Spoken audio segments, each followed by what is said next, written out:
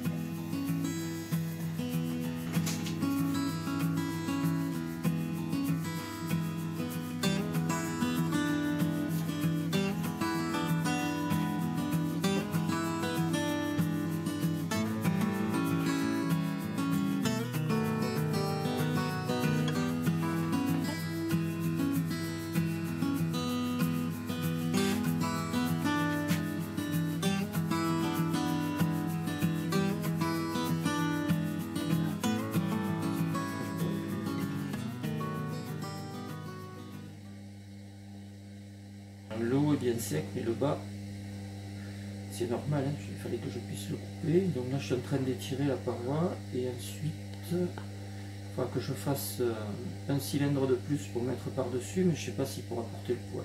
Ben là, je vais sécher à la lampe à souder, en fait, avec le...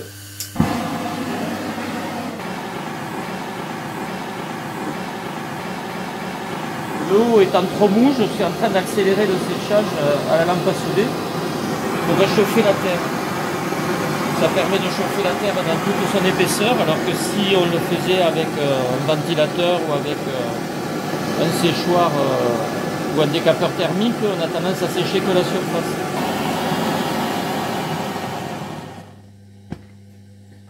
Voilà. Donc je vais rajouter maintenant un cylindre dessus. Et pour rajouter un cylindre, il faut que la partie qui est au fond soit assez solide pour supporter le poids des 4 kg de terre que je vais mettre dessus. Voilà, donc là je vais préparer le cylindre et je vais monter un peu plus haut. Oui, c'est un cylindre du même diamètre que la base de l'amphore. et qui doit monter sur une trentaine de centimètres une fois qu'il sera fini. Voilà, je vais taper.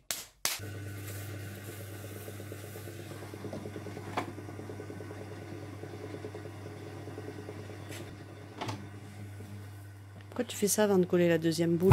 C'est pour enlever la barbotine, pour éviter que ça fasse une patinoire entre les deux. Si je laisse la barbotine, ça a tendance à glisser et la boule adhère mal dessus. Alors que là, les deux boules se collent bien l'une sur l'autre. Et donc, ça me permet de bien les relier et qu'il n'y ait pas de différence de matière entre les deux.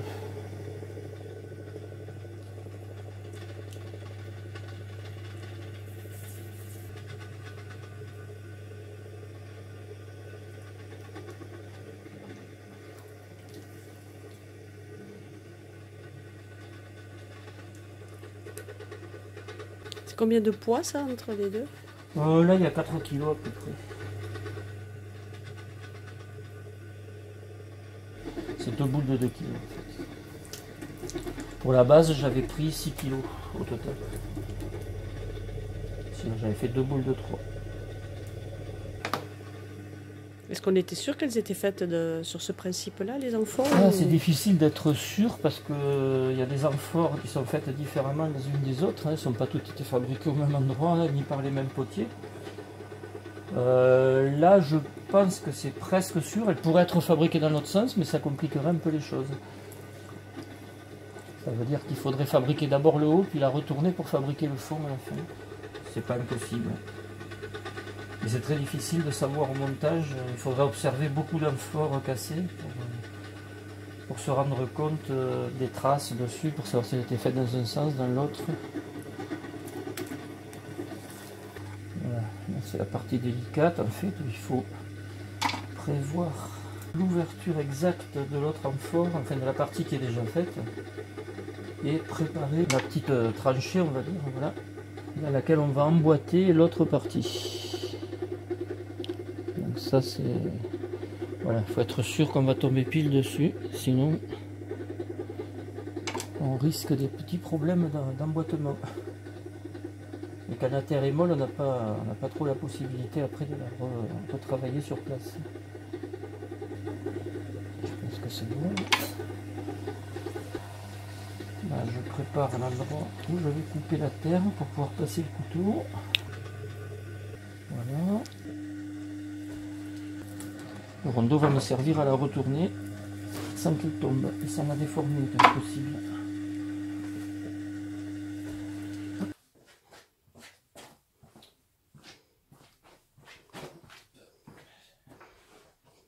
Je vérifie quand même.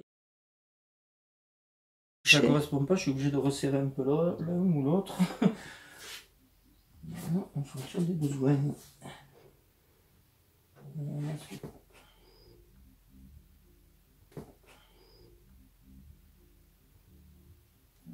Éviter de se planter.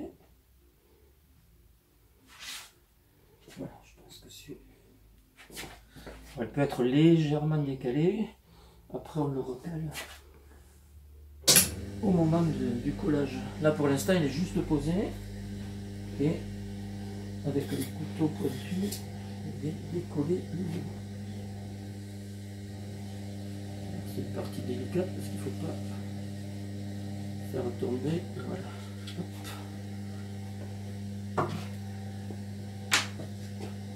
Normalement, je dois pouvoir passer la main dedans.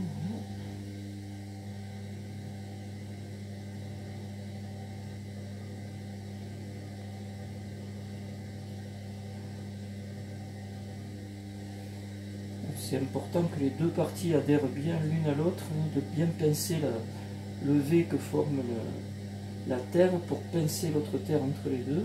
Et ensuite, on va reprendre l'ensemble et retourner l'ensemble pour monter.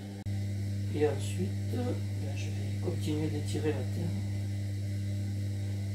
et de la monter. Puis je vais prendre la hauteur pour voir où j'en suis.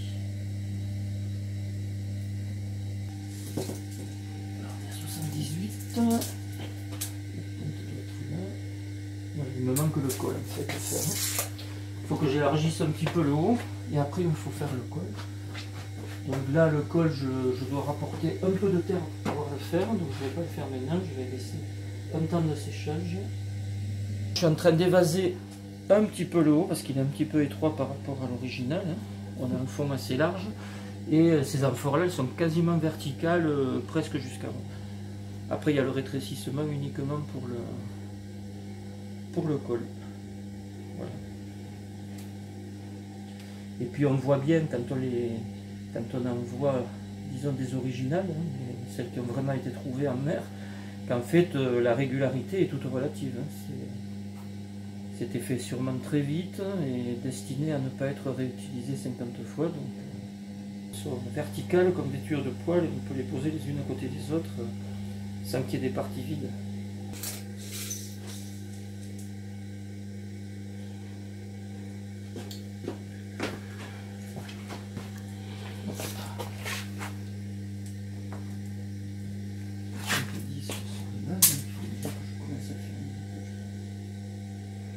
J'élargis un petit peu pour pas qu'elle parte en pointe trop, parce que là elle est encore un peu serrée à mot. Voilà, et après il me manquera la partie du col à faire, donc qui sera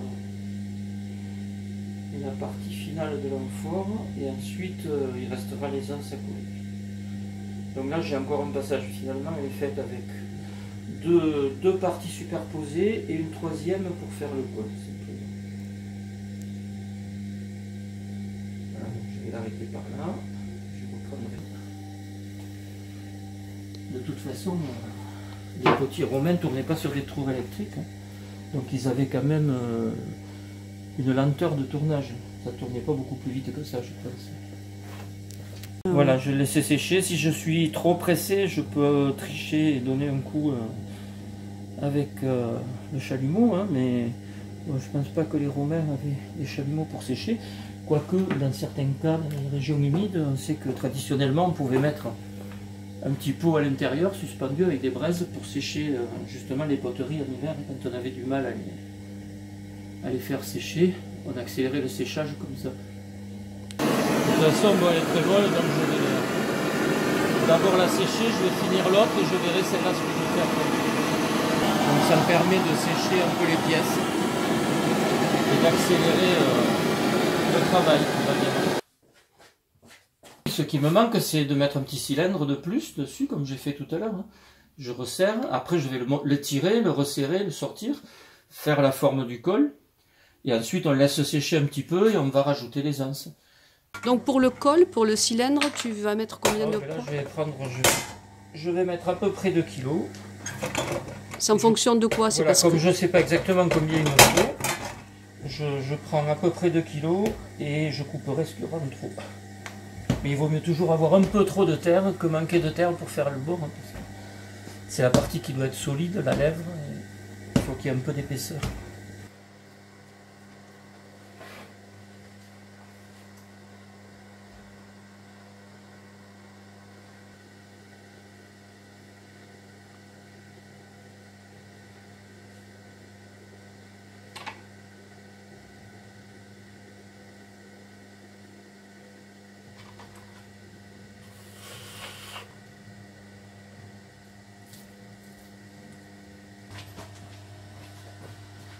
On va commencer par celle-là.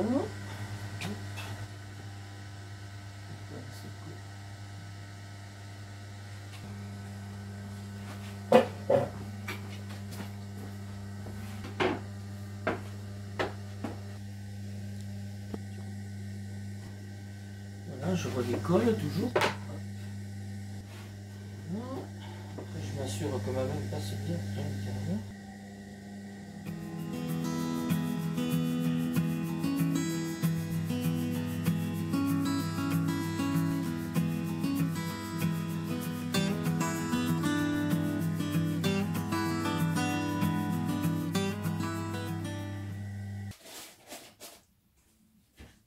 Les anses sont assez grosses, il faut que je fasse des anses comme ça.